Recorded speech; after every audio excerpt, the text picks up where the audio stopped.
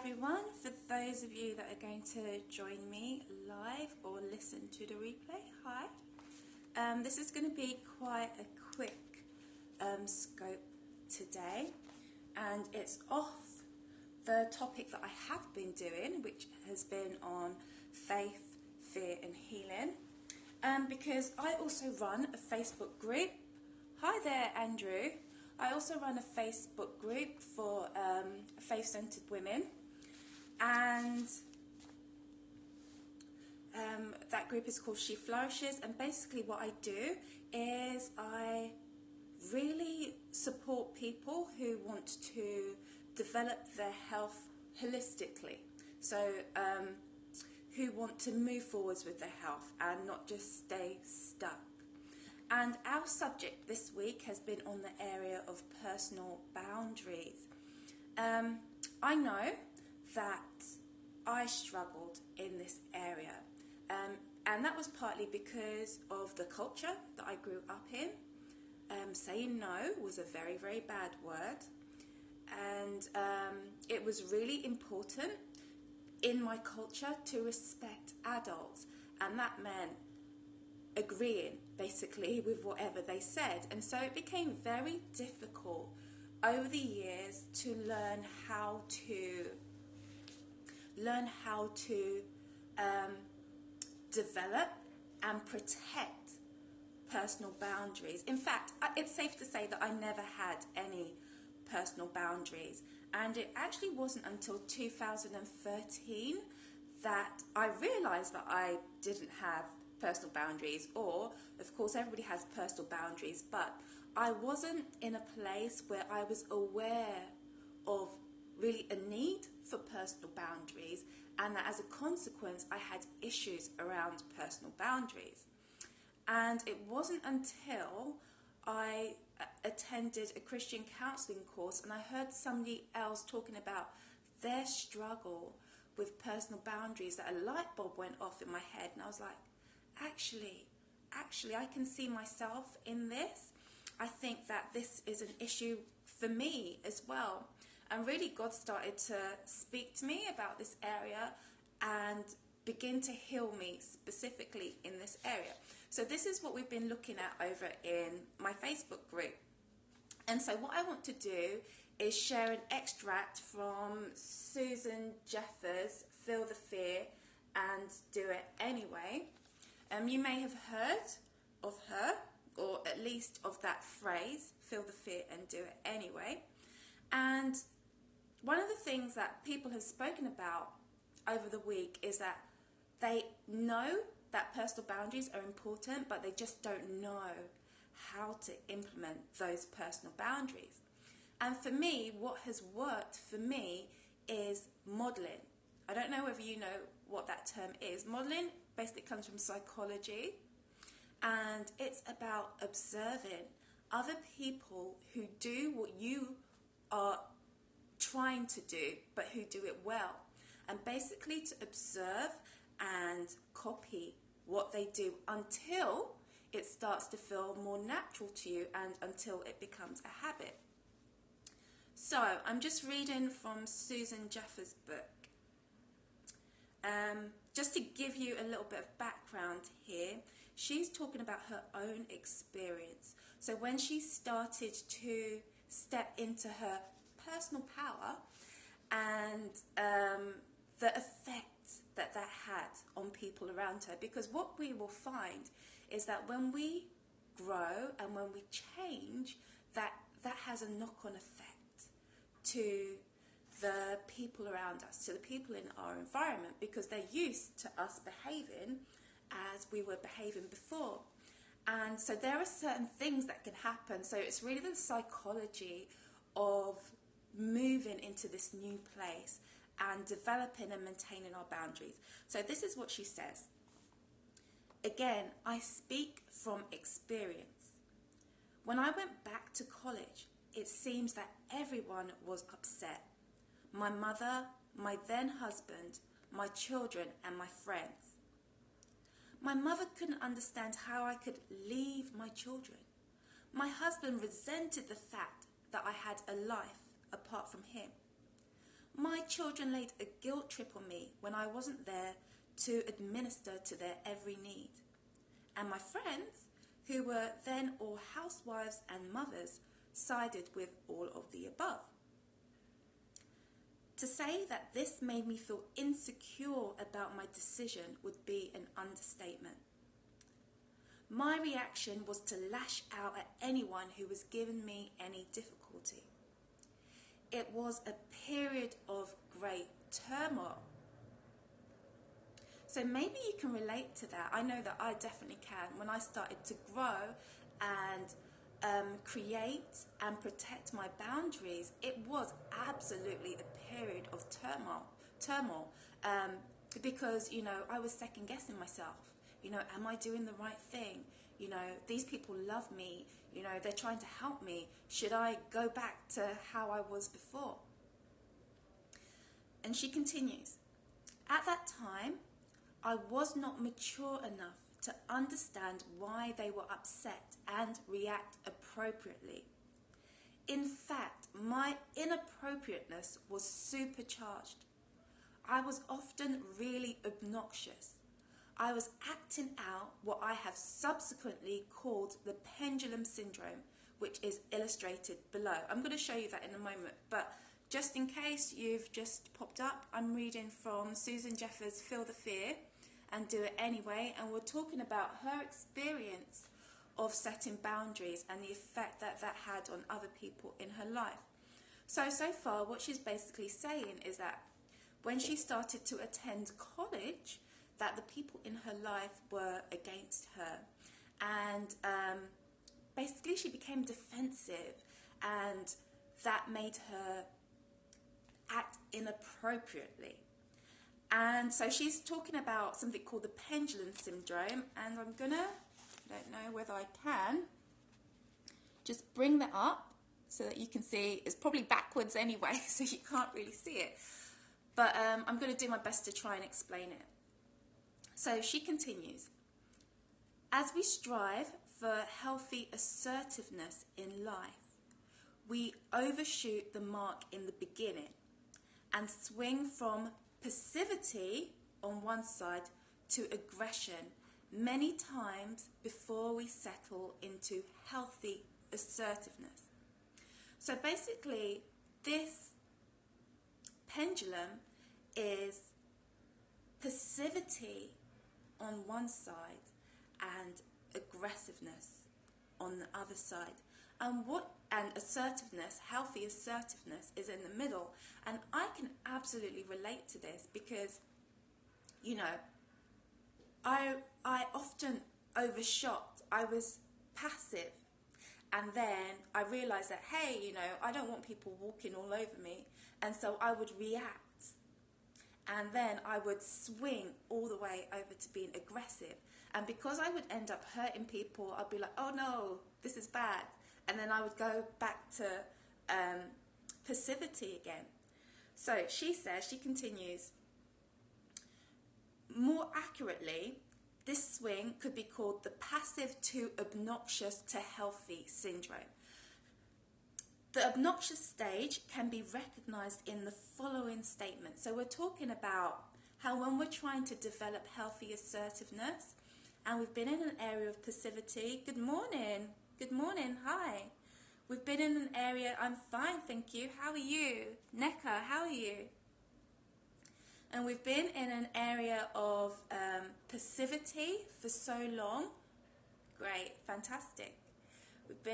I'm just talking about healthy boundaries and being assertive, because a lot of people, women especially, tend to struggle in this area, especially a lot of Nigerian women. I found Nigerian Christian women tend to suffer in this area. So when we want to move from a place of being passive to assertive, we often swing the other way totally, and we end up being aggressive because we haven't yet learned what it means to be assertive in a healthy way. So we can end up saying things when people, want to push us back to that place of being a small timid mouse. We can end up being really obnoxious and angry and resentful towards them, and we can say things like, how dare you? I don't give a damn what you think. I'm doing whatever I please. I don't need you. I never did. You're calling me selfish. What about you? Okay, so although most of us, she continues, although most of us don't like ourselves when we lash out in such a manner, doing it somehow feels better than reverting to the passive wimp we used to be. It is often an understandable part of this process of change. We are not yet sure of ourselves, and our reaction is to defend with all of our might. This swing to aggression occurs as we hang on to our newfound behavior for dear life, afraid of going back to that passive person once again. Yet, every once in a while, we get scared and we do swing back to that safe place. Hence, the pendulum swings back and forth as we learn the new language with our mouth, with our thoughts, with our hearts, and with our behaviors of what it means to be assertive in a healthy way. And when I say assertive in a healthy way, I mean that assertiveness is about allowing yourself to be heard without trampling on other people's right to be heard as well. Okay, this is the highest form of respect and love. Often people think assertiveness is about people hearing you no matter what, being the center of attention and things like that. But no, that is not what I would call godly or biblical assertiveness. Christ for me, Christ for me is the epitome of assertiveness. Yet, he never once made other people feel like they were inferior, insignificant to him. And sometimes when we think of being assertive, we make it about us. I need to get them to listen to me. I need to be seen and heard. I need to get people to respect me. But, hi, account for yourself. Hi. Today I'm talking about assertiveness and boundaries. I'm going to be coming to an end soon. But, hi, this was one of the areas that I know that I personally struggled with. And so what I'm doing today, and over in my Facebook group, we take a theme a day. And what we do is we basically learn some tips and some tricks around that theme. So this week the theme has been on boundaries. And so many people have spoken about how they don't really feel comfortable or confident with creating or guarding their boundaries. So I've just been reading from Susan Jeffers' book, Feel the Fear and Do It Anyway. She's got a good section on healthy boundaries and assertiveness and the psychology of it. Because what we can often do is we can swing from being passive over to being really, really aggressive because we're not sure how healthy assertiveness looks. And after a while, when we've kind of like overshot the mark, we settle in this middle place, which is where healthy assertiveness lives. So I'm just going to continue with what she says. So we go from passivity to aggression many times before we settle into an appropriate range. Ultimately, we do become more comfortable in expressing our needs and doing what we have to do in this world, and we settle down in the appropriate range. But in the beginning, and this is something that many people maybe don't realize, and I know for me, it made me really, really nervous. In the beginning, this pendulum syndrome, so this swinging from passivity to aggression, is a reality. And it causes a lot of confusion and discomfort, not only for us, but for everyone around us. And this is where we really need grace. I think a lot of the time with people, they they become afraid to step out of their own boundaries, their own comfort zones, because they're worried about their behavior, whether they can carry this new behavior, whether they can be trusted with this new behavior, okay? And so sometimes they will choose to stay inside their own boundaries because they don't trust themselves. But part of growth is the growth pains. We can never grow if we are afraid of the pain that will come with growing and stretching ourselves. A friend of mine, a lovely, lovely lady from America, she sent me this email, and she said sometimes it can feel like God is stretching us, like we're always being stretched. And she was like, God, enough already, I'm tired of being stretched. And she said a wise friend of hers basically said, God isn't stretching you. He's enlarging your tent. He's enlarging your territory. I was like, oh, that's such a lovely way of seeing it, because what happens then is we shift, like everything I've been saying this week, we shift from this perspective of the problem and pain, and we focus on the growth, the possibility, the potential, the expansion, what comes when, the Lord expands, enlarges our tent. So yes, it's going to be painful, but that pain is birthing something. And when we choose not to go through that pain, then we actually remain in pain. But that pain, maybe we've grown used to living in this other type of pain that we don't even realize the effect that it's having in us. So this expansion pain, this growth pain, initially can feel very, very difficult and uncomfortable. But once we learn to adapt, because we are creatures that can adapt, God has made us so that we are able to adapt. That's why we're able to continue to grow, continue to evolve, continue to expand. It's in our genes to grow. Okay. So in reality, we go through fearful new behavioral stages throughout our entire lives. And as we do, we are constantly floundering around until we learn how to do it right. So this is normal.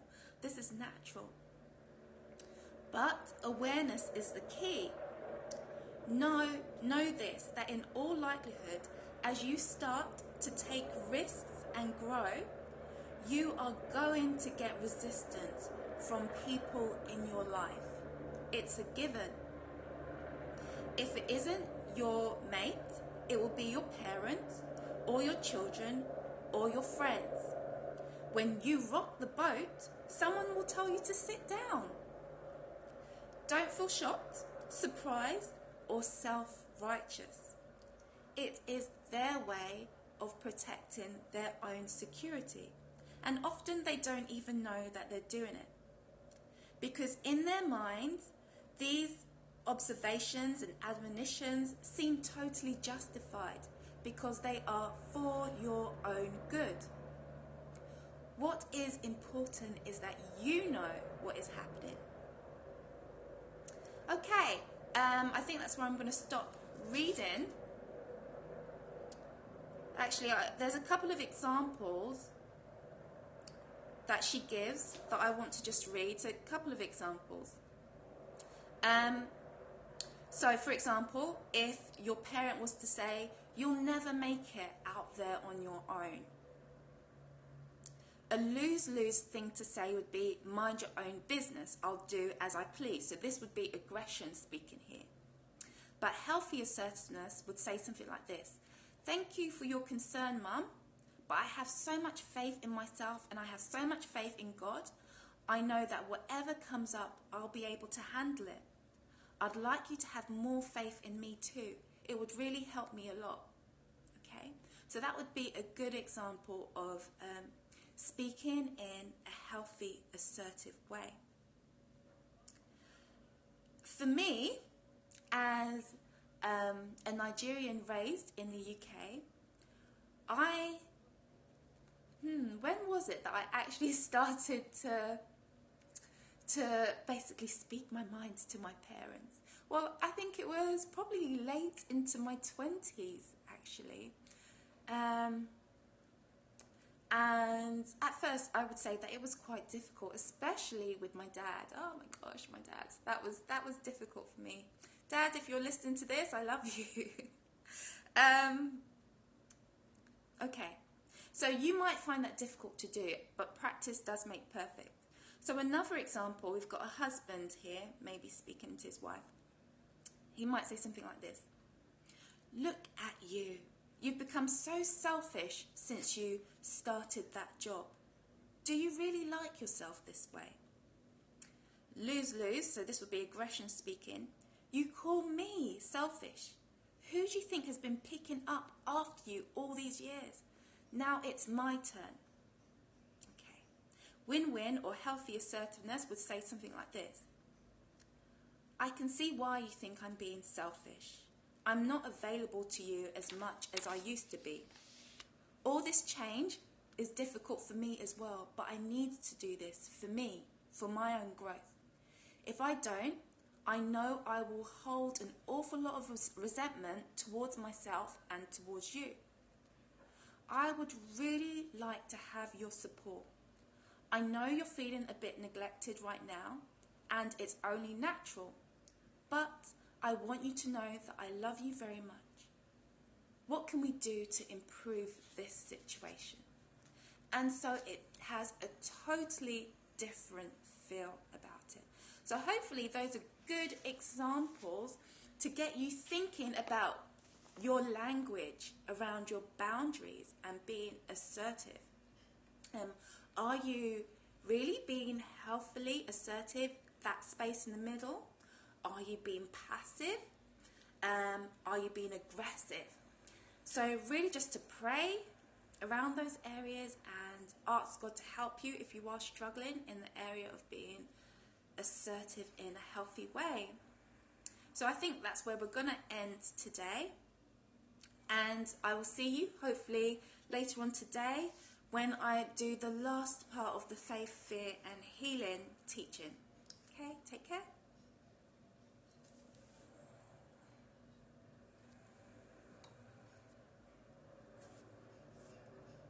Thank you.